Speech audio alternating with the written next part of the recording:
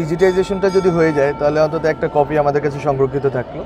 এটা যাতে সংস্কৃতি মন্ত্রণালয় করে, আমরা কথা বলবো আমি ফারুক ভাইয়ের সাথে। বাংলাদেশের ঐতিহ্যে একটা গুরুত্বপূর্ণ অংশ, বাংলাদেশে বোধহয় এটা 3rd অথবা 4th সংগ্রহশালা। তো দেখলাম এখানে মোটামুটি একটা ভালো সংগ্রহ আছে, কিন্তু পরিস্থিতি খুবই খারাপ, একবারে এগুলো নষ্ট হওয়ার মতো অবস্থা।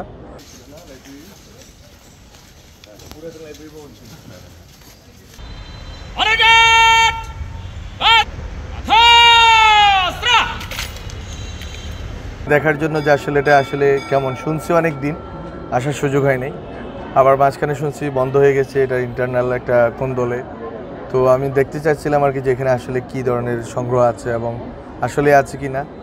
অনেকে বলতেছেন যে আসলে যেটা যতগুলো সংখ্যা আছে এর চেয়ে কম আছে। তো দেখলাম এখানে মোটামুটি একটা ভালো সংগ্রহ আছে, কিন্তু পরিস্থিতি খুবই খারাপ, একবারে এগুলো নষ্ট হওয়ার মতো অবস্থা। আশা করব যে সংস্কৃতি মন্ত্রণালয় দায়িত্ব নিয়ে হচ্ছে স্ক্যানিং, অন্তত ডিজিটাল স্ক্যান করে রাখবে। এখন এটা পুরো প্রিজার্ভেশনের জন্য যে পুরো ইকোসিস্টেম ভবন অথবা এসি লাগে, নির্দিষ্ট তাপমাত্রায় রাখতে হয়, বা এগুলোর প্রিজার্ভেশনের জন্য আবার ওই নিয়মিত জারপোছ করতে হয়। এটা পাণ্ডুলিপি এগুলো খুবই ডেলিকেট থিংস, হ্যাঁ সেন্সিটিভ, ফলে এটাকে মানে ওইভাবে রাখতে হয়।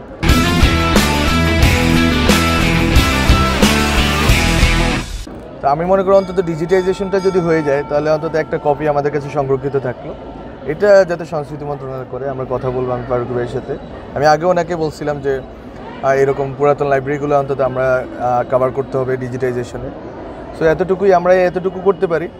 পরবর্তীতে যদি সুযোগ হয় তাহলে এটা ভবন করা অথবা এটা আলাদা ভবনে এটা নির্দিষ্টভাবে এটা সুরক্ষিত রাখা, সেটা আমরা করতে পারি। কিন্তু আমাদের যতটুকু সময় আছে এই সময় আমরা অন্তত ডিজিটাইজেশনটা শুরু করা যায় কিনা এটা ফারুকি ভাই বলতে পারবেন, আমি কথা বলবো গিয়ে।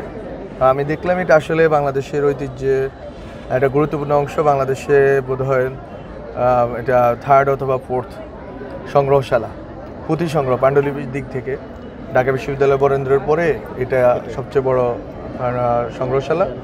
সো আমি মনে করি যে আমরা কাজ করতে পারবো।